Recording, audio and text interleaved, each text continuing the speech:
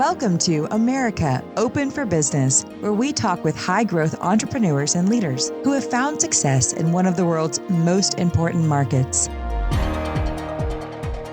Hello, I'm Cameron Heffernan, and I'm host of America Open for Business. You can discover how we can drive your expansion by visiting yourb2bmarketing.co. That's .co, not .com. And speaking of someone who experienced fantastic expansion with his brand, we have today on the show Brian Smith. Before I introduce Brian, I want to give a big thank you to Inc. 5000 and EO, the Entrepreneurs Organization, where I first saw Brian deliver a fabulous keynote address and a very inspirational session. We'll look into that a little more today. And Brian Smith is the founder of UGG Australia brand, which has matured into a $1 billion, with a B, global icon. Brian's become one of the most sought after speakers and business leaders in the country. He's the author of Birth of a Brand, the story of his own personal journey to building this $1 billion footwear brand. And his inspirational talks and media appearances on his breakthrough business strategies are widely attended by business people of all ages from all around the world. Brian has been designated by Footwear News as one of the most influential people in footwear in the past century. His website is briansmithspeaker.com. Brian Smith, welcome to America Open for Business. Cameron, thank you so much for having me. Great. So glad to have you on today. I'm going to jump right in. So I looked recently, and although you exited from the initiative and UGG in 95, currently UGG brand is doing almost $2 billion of annual sales, sold in over 130 countries in the world. So I just want to know, take us back to some of those early days. This is a story of origin that came from surfing. How did we get to this culmination? Well, I was an accountant in Australia. I'd worked and studied at night, and after 10 years, I finally graduated, and I quit the same day because I really didn't like accounting that much. And I did a lot of soul searching on what I wanted to do. And I thought, all the big brands are coming out of California. So I decided to go to California and look for the next big thing and bring it back to Australia. And that was how I was going to spend my life. So I arrived in Santa Monica, rented a little house and rented a Dodge van. And I had my surfboard because my dream thing to do was to go surf Malibu. And I'd since I was a young kid, I'd been reading surfer magazines, and that was, one of my sort of benefits of getting to California. Mm-hmm. And I was looking for months for some business that I could find that was new, that was inspiring, and I could take it back to Australia. And it just wasn't happening. I was there 2 months, 3 months, 4 months, and it finally hit me when I went for a surf at Malibu in October, November of the year, and the water was getting cold and the wind was getting really chilly. And after I was finished surfing, I was with my buddy, and I was pulling on my sheepskin boots that I'd brought from Australia, and I just had this massive dose of goosebumps, and I thought, oh my God, there are no sheepskin boots in America. And 1 in 2 Australians had some form of sheepskin footwear. So I looked at my buddy Doug and said, oh man, we got to go into business together. We are going to be instant millionaires. Mm-hmm, and that's a very common thought for every entrepreneur when they have their big aha moment. And so we did a bit of research, and we found a manufacturer in Western Australia, and we ordered 6 pairs of samples from Country Leather. And when they arrived, Doug went on the road and went to probably 150 shoe retailers, and came back after a month and said, Brian, they tell me we're crazy trying to sell sheepskin in California. And it sounds logical, but it's really not true, because Australia's climate's identical to California. And so we had to figure, as every entrepreneur does, when you hit a wall, you have to figure out a way around or over it. And I thought, well, how come all my friends up at Malibu think this is the best idea in the world? And it struck me that so many of them had been to Australia on their surf trips, and they'd bought 4 or 5 pairs of boots back for their buddies. So within the surfing community, UGG was quite well known. And so that's how we decided, okay, let's go and sell to the surf shops. And that's what was the beginning of everybody thinking this is the surf brand. It never really was, but it was associated that because we found the lowest hanging fruit, which was surf shops, because of the awareness. And so we, went to all the surf shops up and down the coast, and they all thought, oh my God, fantastic. I remember the very first store I walked into, the owner goes, oh, UGG boots, man, I've got a pair. They're the best, and you're going to do really, really well. And so after a couple of weeks of visiting all the surf shops on the coast and in San Fernando Valley, Doug and I realized, we've got $1 million business here. And so we raised some money very easily. We didn't even do a business plan, but my roommate had some contacts who were looking for investment. So we raised 20 grand, which is in today's money is about $80,000. And we sent 15 down to Australia and ordered 500 pairs. And they arrived in early December, and we got them out of customs, and we, loaded up our vans and went back on the road to all these surf shops. And I remember that very first surf shop that told me we were going to make a fortune. Their response was, oh, well done, Brian, but we couldn't sell them in our store. We just sell surfboards and trunks and flip-flops, And turns out after I visited all the surf shops in California, our total sales for that, that 3 or 4 week selling period, our total sales was 28 pairs. Wow. Just happened to be $1,000. It was a fluke. And that, was horribly disappointing, but it highlighted the fact that just because something's a success in one country doesn't mean it's automatically going to be a success elsewhere. And that began, a long period of me trying to figure out where I could sell the boots. And as soon as we realized how little the sales were, Doug went and got another job, and I got stuck with all this inventory that I had to get rid of. And so it took me nearly 3 years, and I was, selling in swap meets and street fairs. And the best thing I had going was the back of the van at Malibu. I had the van loaded up with product, and I would go surfing at 6:30 in the morning. I'd get a coffee at around 8, and just to be open for business. And in today's terms, that would be called a pop-up shop, right? Yeah, right. And it was weird because, people would see a person wearing them over in Hollywood, and they go, where'd you get those boots? And oh, there's a guy up in the parking lot at Malibu, And so the sales went to $6,000 for the rest of that season. And the next year I thought, okay, I'm going to advertise, because I got to, figure out how to, get more traction. And so I got a couple of models and posed them on the beach at Windansea in La Jolla, and, perfect hair and clothes and the boots, the main focus of the ad.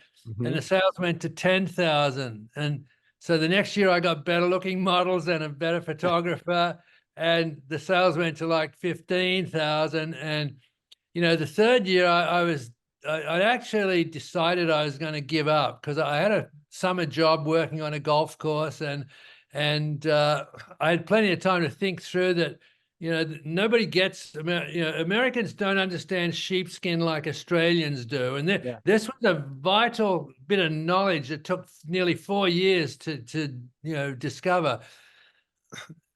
Australians are born with sheepskin knowledge. You cannot rip a sheepskin. They're that strong. Yeah. When they're wet, you can wear them. When they're wet, they will still insulate, so you can keep your feet warm.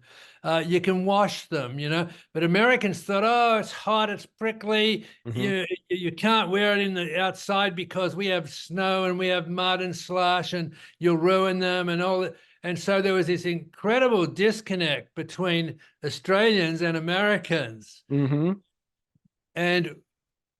how I broke through that when this was probably the biggest and most important marketing decision or sales advertising decision that I ever made. And it was so cheap, right?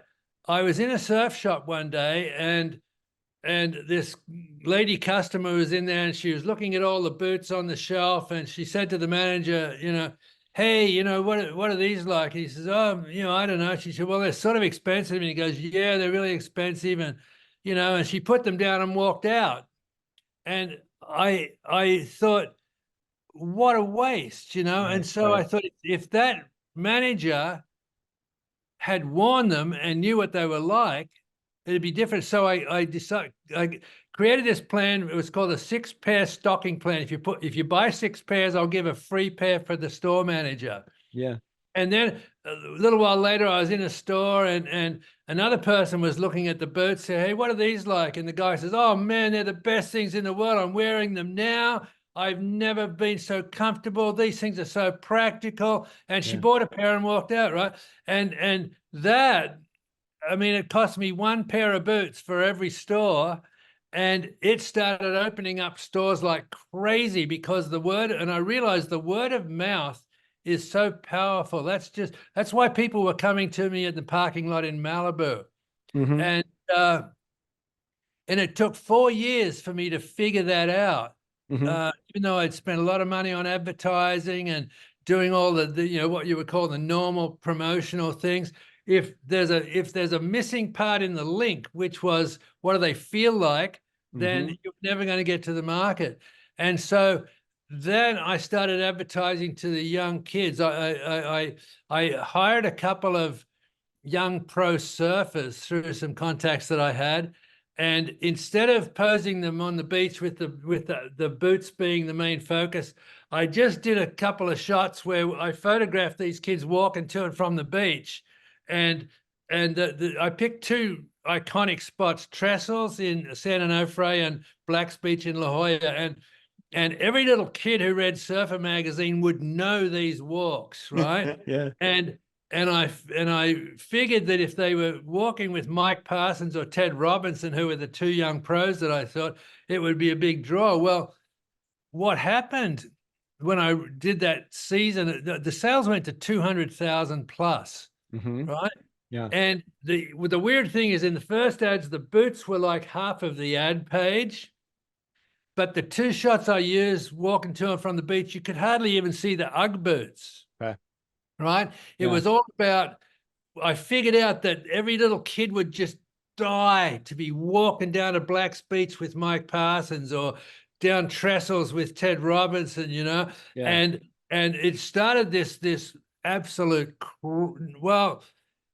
craze, I guess is a good word for it. If you're at Malibu High, you had to have a pair of UGG boots or you were not cool. Right. And so that Christmas, all the kids are going, Mom, I want a pair of Uggs for Christmas. All the cool kids at school have got them. And it was that simple marketing trick that made this available to the entire surfing community through anywhere in the country. Anyone who read Surfer magazine would want a pair of these UGG boots. And that became so successful that I duplicated that in snowboarding and skiing. And a couple of years later, I was racking my brains to know, what do people in Minnesota do? What do they do in New York? They don't surf, and a lot of them don't snowboard. And I found out through, asking some retailers, what do the kids do for sport? They go, well, hockey. And when I researched it, I go, oh my God, that's bigger than surfing, Right. And I had being Australian, I mean, we never heard of hockey, right? You probably thought ice or grass.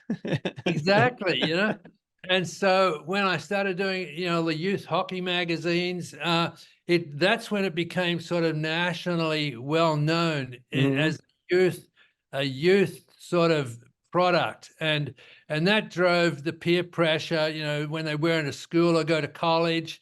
Then, especially the Californians who went back east, like, to Boston to college, they're wearing their UGG boots in the snow, and people are going, what the hell are those? These are UGGs, they're the best. And so it took 4 or 5 years to get that national awareness. But even though it was national, it was still in a very, very tiny niche. Right, right. But that was really the beginning of the brand. There are several places in your story where the things that you did, you were ahead of your time, right? So like that to me is basically influencer marketing, where you, right? And we can look at those today when we talk, but like exactly influencer marketing. Yeah. Yep, yep. And you were ahead of that. And that was 45 years ago. Right. But so that's what's cool to me about marketing and brands and how we position them. Those decisions are fundamental.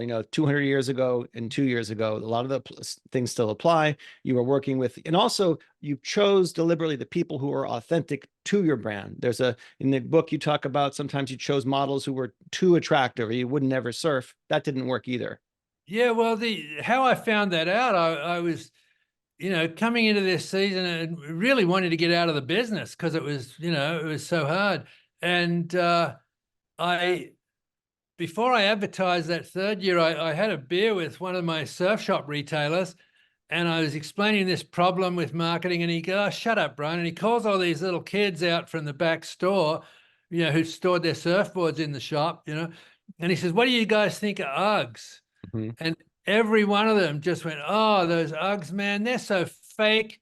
Have you seen those ads? Those models can't surf." And when I saw it through their eyes, I was like so embarrassed at how bad these ads were. Right. And it was what, like everybody else was using models and stuff, but it was unauthentic. And when I used Mike and Ted,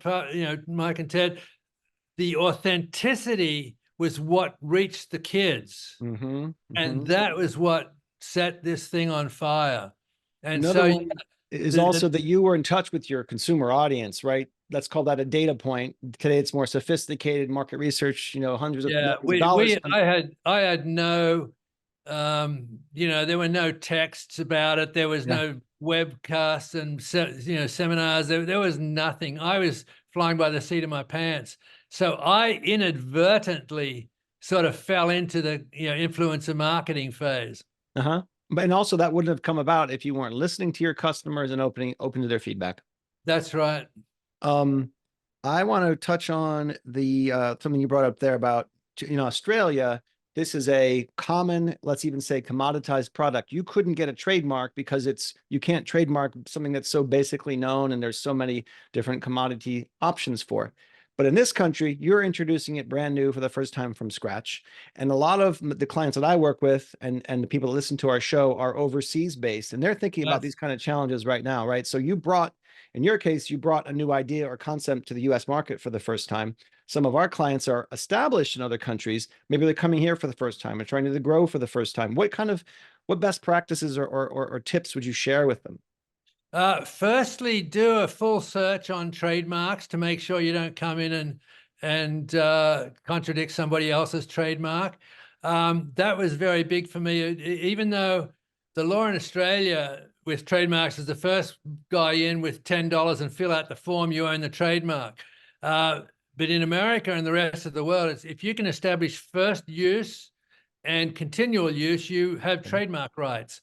So it's really important that you do the research, because if you come in and you start your business and you get it going and you're doing $500,000 and you find you get a letter in the mail from some law firm saying, "Hey, you're contradicting this trademark or this patent," then that's devastating. So do the research beforehand and have a legal firm do a search on whether it's trademark or patent.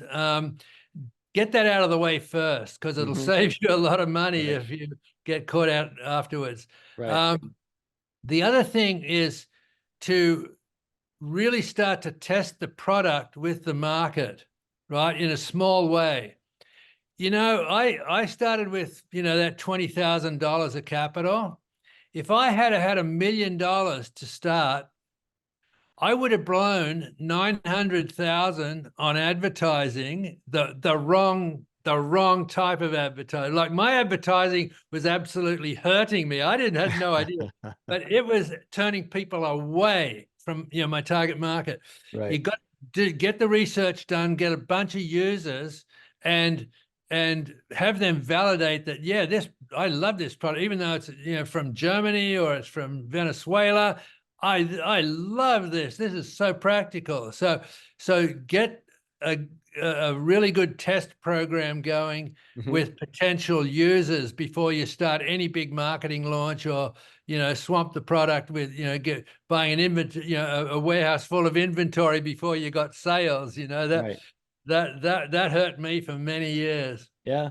One of the big breakthroughs that I recall from the book was when you talked about for the first time getting anyone really, but the salespeople at these different shops to actually take off their socks and step into the footwear.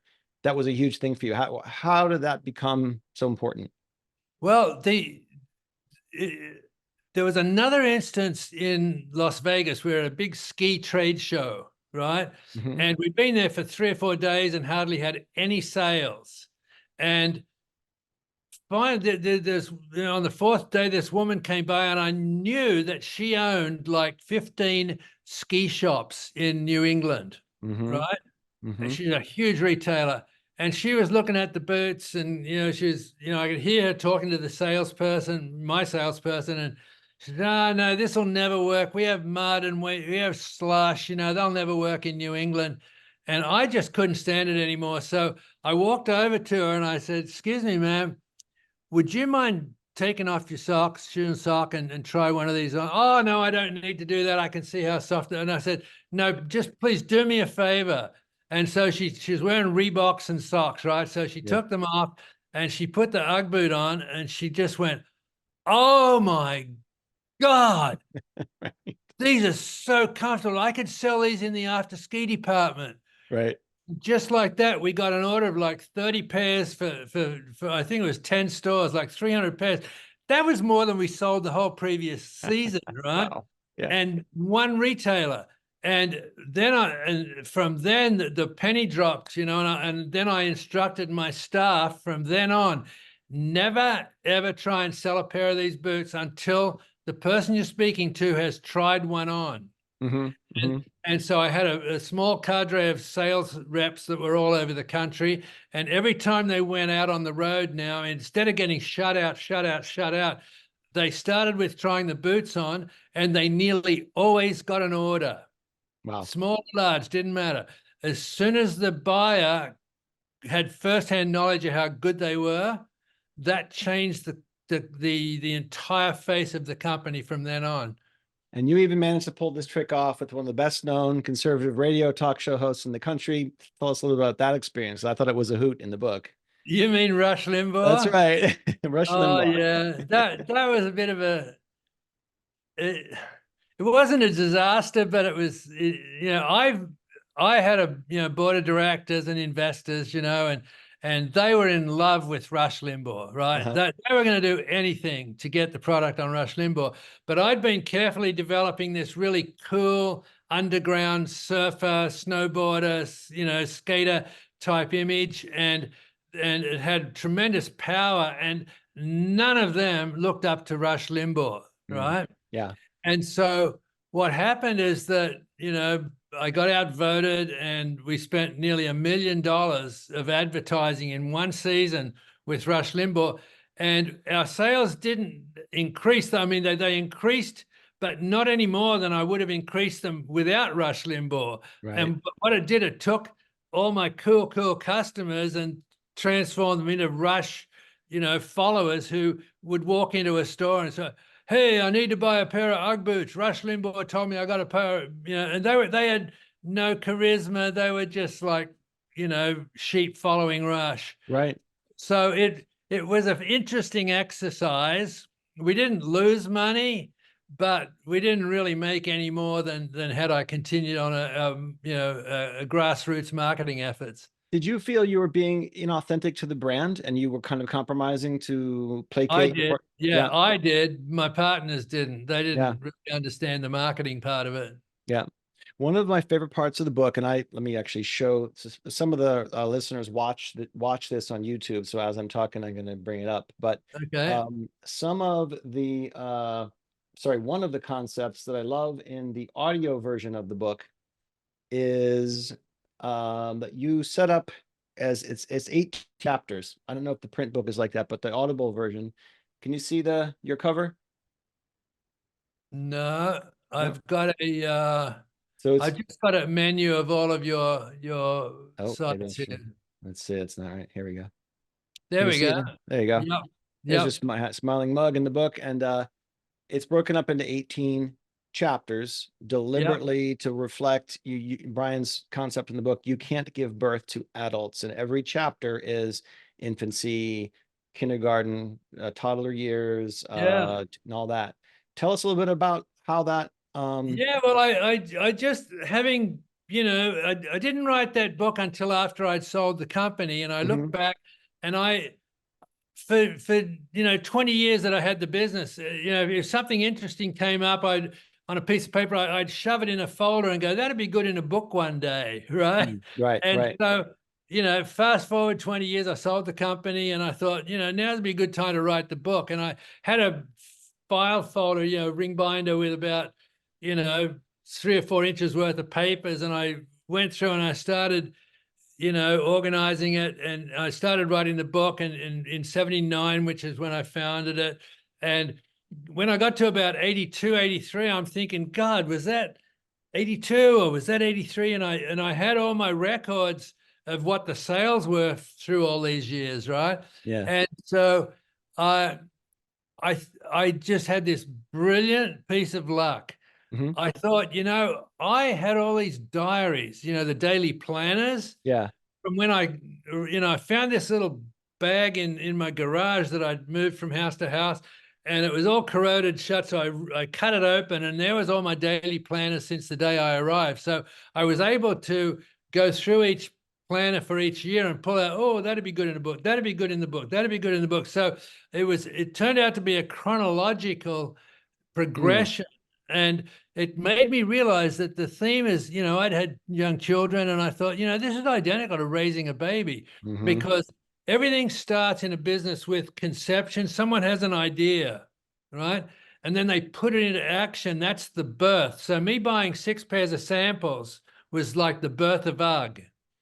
And then every business just goes into this horrible infancy and it lies there and it lies there and it lies there. And It you got has to, potential. yeah, you There's got a, to keep feeding yeah, it and, change the yeah, diapers. And every now and again, you get a giggle out of it, but that infancy is the worst. And that's when most entrepreneurs give up because they think it's not working. yeah, But an infant can't get up and go to college, right?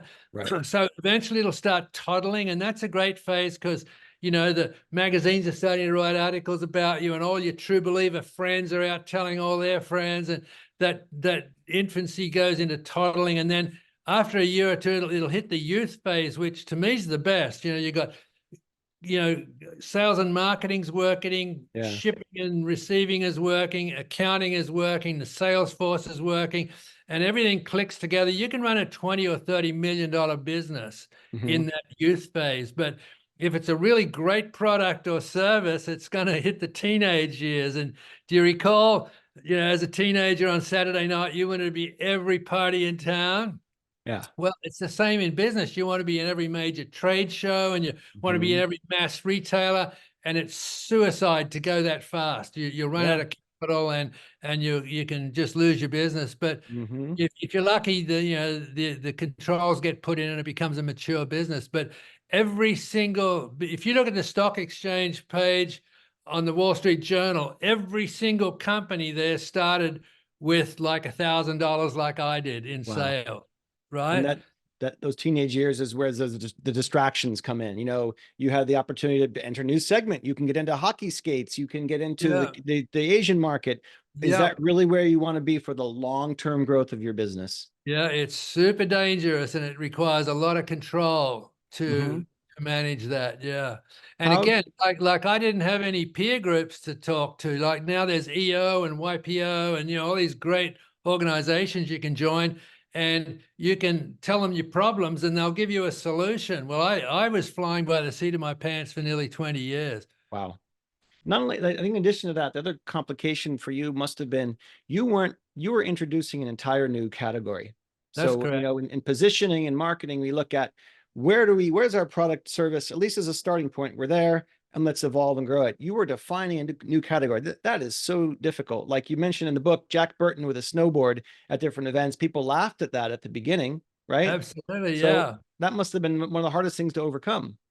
It really was. And it was frustrating because every time I'd get depressed and think, oh, this is never going to work and I want to give up, I would just think, well, how come half of Australia owns a pair of sheepskin boots, right? So I knew it wasn't the product. It had to be me, right? And that sort of was a kick in the butt to get up and figure out okay, well, if it's that good over there, the American buyers and consumers are identical to Australians. So it's just, it just took a long time for the word of mouth to get out there. And that's, really highlights the fact that you can't give birth to adults.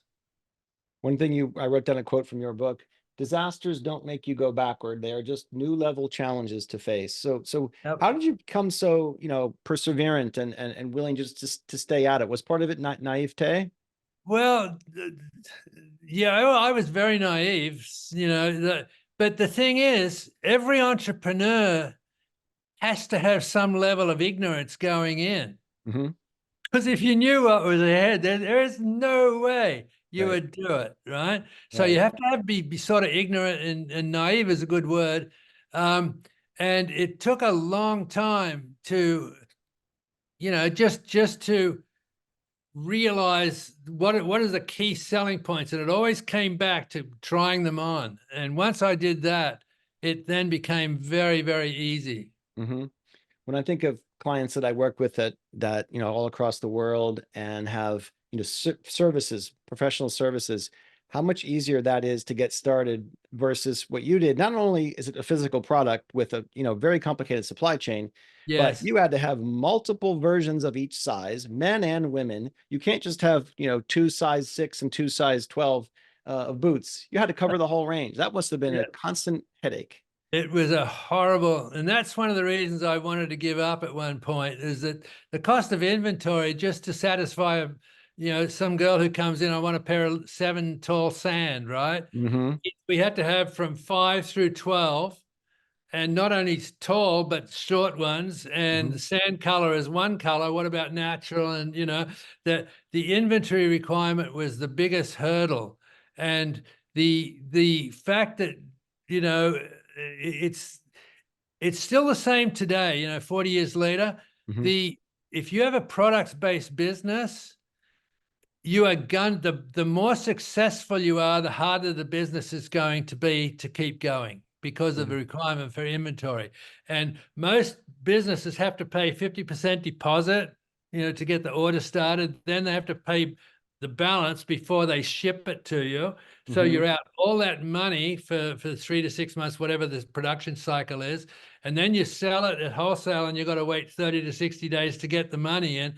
It was a nightmare. And if I look back, my biggest regret, even though I was an accountant, like, a CPA, I had no idea about finance, right?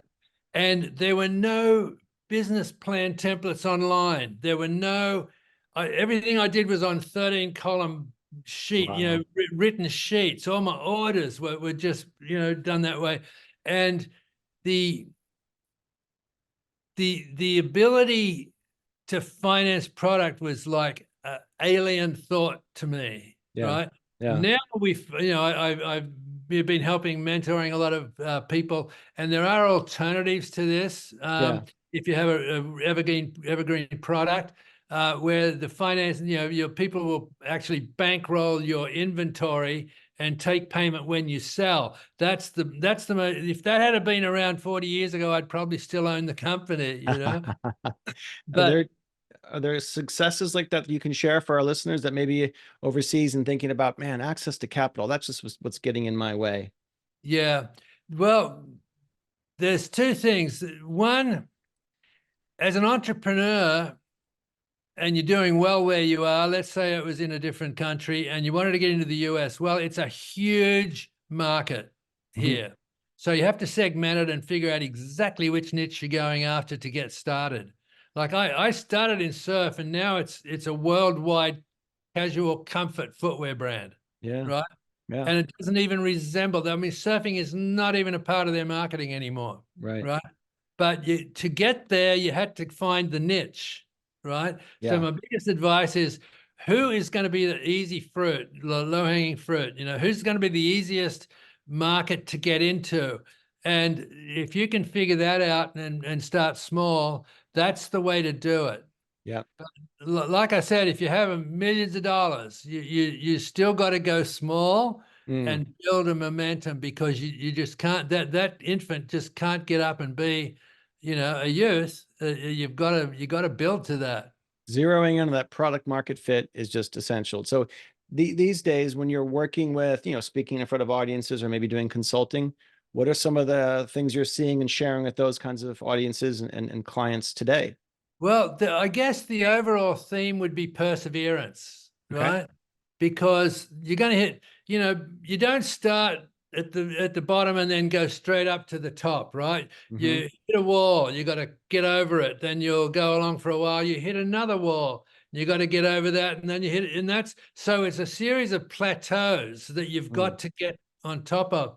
And if you can overcome something that a competitor doesn't overcome, you get market share, right? So perseverance is by far the most important. And there's a fabulous quote. In fact, my favorite quote in the whole book is that the quickest way for a tadpole to become a frog is to live every day happily as a tadpole.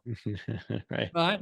Because, as long as you're plodding along, getting better and better and better each time, eventually you'll look back and go, oh my God, I'm a frog, So that's one of my favorites. And the other, because my book's full of philosophy and spirituality as well, because building a business is great, but it's a really boring book. So I've intertwined my whole life into the book, to where how I was feeling, all the things I was going through. And the other greatest quote that I have in the book is that nearly always your most disappointing disappointments will become your greatest blessing. Wow. And when I am speaking on stage, I always ask the question, raise your hand if in the last 12 months, something happened in your business or your personal life that at the time was a huge disaster. And now you look back and think, thank God that happened. And every time, 80 to 90% of the audience put their hand up. Fascinating. So it's a matter of figuring out what is the problem, what's the sticking point, and figuring out a way around it. And it's got so easy for me now. If something goes wrong, I just go, damn, that's good, right? And then I think, okay, what's good about it? And if you instantly switch into positive mode, like most people go, oh my God, the world's so unfair. Why did this happen to me? This is so, if you can switch and go, what am I going to do about it? You can take a 3-month pity party and turn it into a 1-day transition that will improve what you're doing. Yeah, that came through loud and clear when I was reading your book, that concept, that shift mindset of how you look at things. There's an author, Dan Sullivan, has a book called The Gap and the Gain. And the whole book explores that, everything could be, now coming up is tax season, April 15th. And I could say, oh man, I owe so much money to the government. I'm really bummed about that. You flip it around and say, would I rather be not making any money, have no profit? Great point. That's all how you look at things. Your book, that really came through to me, and the number of obstacles and challenges you overcame. I couldn't encourage anybody who's out there looking for the next keynote speaker or someone to come and address a sales team or a sales conference to reach out to Brian. His talk is not just the experiences, the stories he's lived through, but his sense of perseverance, his relatability is just fantastic. Thanks a lot, Cameron. That sums it up beautifully. I like to close with a little rapid fire round of things that I wrote for you. Best surf spot in the world. Oh, Rincon near Santa Barbara. Noosa, which is in northern Queensland of Australia. There's one that was famously in the endless summer called God, that just had it in Cape St. Francis, right? Okay. So there's a zillion good spots. But the thing with surfing, if the wind comes up or it's, the swell's not there, it's really quite crappy.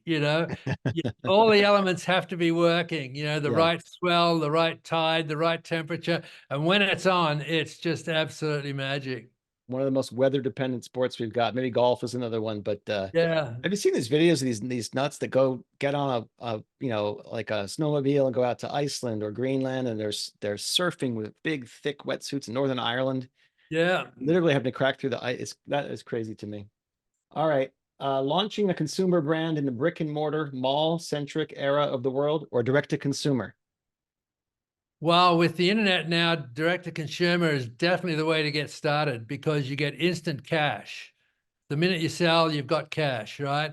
And that's a huge boon for every business. But if it's super successful and it's a product-based business, you're going to have all the same issues that if you are selling to a bricks and mortar. But however, if you have an online product like software or business services, stuff like that, you can grow very, very, very quickly. But doesn't matter if, like, I want to tell you one last story, but Yeah, about absolutely. this frog and tadpole story. When I started UGG, there was another company in Oregon, and they had these nylon running shoes they were importing from Japan called Blue Ribbon shoes, and they were to me like a new brand, and so I was always watching them competitively, right? Yeah. And they eventually, after about 4 or 5 years of just horrible marketing, trying to get into the running magazines, trying to get into the athletic department at high schools and colleges, and they were getting hardly any traction, and then completely outside of their control. And this is right about the time they changed their name to Nike, right? The sport of jogging took off, absolutely outside of Nike's control, right? Right. And so everybody starts looking for running magazines, and they see, here's this blue ribbon. Oh, Nike. And they've been dinking along for 3 or 4 years. And so everybody starts buying Nikes because of this jogging phenomenon. Yeah. And they, quickly went into the millions and the hundreds of millions and the billions. But here's the weird thing. I read Shoe Dog, which is the story of Nike by Phil Knight, the founder. And he listed his sales just like I list the sales in all of those 18 chapters. So you see the progression. Yeah. Would you believe that the first 5 years sales of UGGs was bigger than the first 5 years sales of Nike? Oh, I love it. So even a company like that went through the birth and the infancy. Wow. And I would submit that you couldn't have put this all together, kept all that information, the data, written the book, if you weren't an accountant. If you weren't an accountant, you'd have long ago tossed all that out. So it's the least sexy and cool part of your story, but it's not possible. It all comes together for successful entrepreneurs, It turned out to be a roadmap for entrepreneurs, And when I did the audio, I published that in 2014. And in 2022, I did the audio version, and I'm coming into that thinking, oh, great. It's 8 years old. I'm going to update it. I'm going to fix all new. I'm going to bring new information. And when I read it again, I didn't change a single word. Wow. That book is such a roadmap for entrepreneurs. It's got a beginning, a horrible middle, a brilliant breakthrough, and then the end, right? Well, and that's the path every entrepreneur will travel if they don't give up. Feels kind of like, to me, one of those, I don't know if you watch Netflix series these days, or these shows that they seem to prolong them artificially just to keep the series going, like these ups and downs that seem too unrealistic. Your story was a little bit like that. It's just, how much can one person take of inventory issues, people stealing the ideas, intellectual property theft, and on and on and on. Yeah. Everybody tells me it's a page turner, and I think the reason is they're not sure I'm going to be around next chapter. Well, I hope you'll be around for a long time. I think one of the really cool part of the book I loved is the concept of an inventor versus an innovator, right? So your product was new. It was an inventive product. No one had it before in this country. But that's also opens up, the barrier to entry is relatively low. So innovators, copycats can come along And that's probably one difference between the brick and mortar versus today's era. It's really simple to start up a brand new company online. Yeah, yeah. And to that point, the mantra that I developed within our company, because it was, you can't patent a shoe and you can't patent a color, and and so our mantra was, let's get out front first and then run faster, right? So you can imagine us at a trade show, we're seeing all these people from Japan, Korea, China, taking photographs of our product. And I knew that they were going to develop our product and have it on the retail selling for the following season. So during that season, we come up with new styles, new colors, new whatever. Yeah. And so the next year when we were at the trade show, they all had out last year's product, but we had a brand new line. Yeah. And so that was how we kept ahead, by getting out front and running faster. You should never be afraid of your competitors. You should learn from them and just try and get one step ahead. Competition proves there's a need or interest in the market. Sometimes my clients say, oh boy, a competitor. Hey, that shows that you should be there and there's an opportunity here. Yeah. Southern California or Western Australia? They're so, well, where I live in Encinitas in San Diego, I could be in Perth. I could be in any suburb in Perth. In fact, this little niche here in Southern Cal is so Australian. It's very surfy. Wow. Everyone's gone to bed by 9 o'clock at night. It's a really funny little town, but it is, there's more eucalyptus trees here in Southern California than I remember in Australia. I can attest to the gum trees up in Northern California myself. I'm not sure how they got there, but they ain't going anywhere now. Yeah. Chartered accountancy or global brand entrepreneur? Oh, brand on, well, anything but accountancy. Okay. Which shows that people where there's your story of origin doesn't define you, right? You can always redefine. And I'm never ungrateful that I have the knowledge of accounting. That's helped me tremendously. But to live a lifestyle of, I think I was a latent entrepreneur even during those accounting periods, because I'd be in a sandwich shop in line and I'd be mentally calculating how many sandwiches do they have to make to break even. I'd imagine what the rent is and the salaries and shit. So I was always thinking in terms of that, and it was just lucky that I broke out of it. Yeah. Funniest customer objection?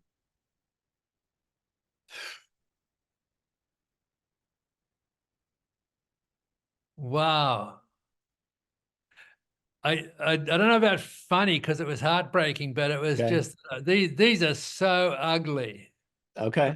Okay. And it still is very common, oh, those things are so ugly, but the minute you put your foot in it, that disappears. That's a nice overcoming that is maybe they are. And by the way, UGG is part of the name word ugly, but just take your sock off and try it on, then you'll reconsider how. Without a doubt. Yeah. How they look.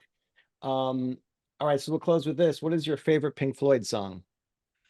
Well, Time. Okay. It's from Dark Side of the Moon. And I'm going to tell you why it's so important to me. In that period after I quit being an accountant and I was trying to figure out what I was going to do with my life, I happened to hear this music on the car radio. I was driving home and I didn't go home. I went straight to the record store and I bought Dark Side of the Moon. And that's when I heard the words, tired of lying in the sunshine, staying home to watch the rain. You are young and life is long and there is time to kill today. And I thought, shit, he's talking about me, right? And then one day you find 10 years have got behind you. No one told you when to run. You missed the starting gun. And those words galvanized me. I was in America 6 weeks later because I realized, shit, I've been 10 years running on the spot in a business that I hate, and I'm going to go find something that I can bring back to Australia. And so those words from Pink Floyd or Mark Knopfler just galvanized me. And I'm sure there's a zillion other songs that other people, other entrepreneurs have been moved by as well. Right. Great question. I'll close with one more, but before that, I want to give a chance for people to visit your website. briansmithspeaker.com, available for speaking gigs, keynotes. I thought he was one of the best speakers I'd seen on the EO YPO circuit, as well as you do speak in front of companies and do some consulting for companies. Want to tell us a little bit more about that? Yeah, my favorite one was a booking that I got for Zoom, and that was before the pandemic. And I spoke up in San Francisco to about 300 of their sales staff. And after the event, it was a great, everybody really enjoyed it. And the founders took me out for dinner afterwards. And the whole conversation was around, oh my God, we're just not making any progress. We're doing 250 million. And no matter what we do, we can't seem to grow. And, all of the initiatives, I think we've got every business in America already on Zoom and there's nowhere else to go. Well, fast forward another year and COVID hit. Wow. And guess what? Zoom went into the hundreds of millions and the billions like that. They were the fastest ones because you can't give birth to adults. Yeah. They had taken it all the way up to where they thought they'd saturated, and then another societal shift happened completely outside of their control, right? They couldn't control COVID, but they were able to reap the benefit, and they went into the billions so fast. Wow. So that theme is very universal. So be opportunities there, be ready when it hits. Yeah. Last question is, how much of your success do you attribute to your expertise, dedication, and hard work? And how much of it is just due to good old-fashioned luck? I'll tell you what, luck is great. And I think more in terms of karma, right? Okay. If you're out there doing the work and trying to be better every day and just working it, then when an opportunity comes up that would be called luck and you are ready to take it, but other people who are trying to do the same thing but were lazy, they're not going to pick up on that luck. I think the biggest bit of luck that we had was for years I'd been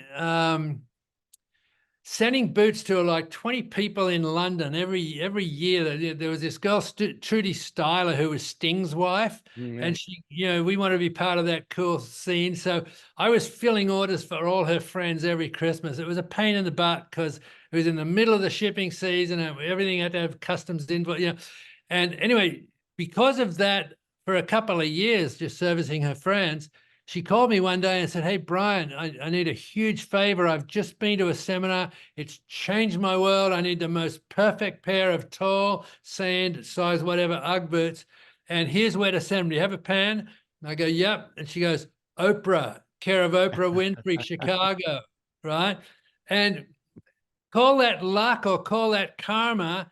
It was the event that became UGG's societal shift because, it took a bit of while to set this up. But when she finally announced, hey, she has had UGGs for best picks for Christmas and on Oprah's favorite things, we had 20, 25 minutes of nothing but UGG when Oprah was at her absolute peak of popularity.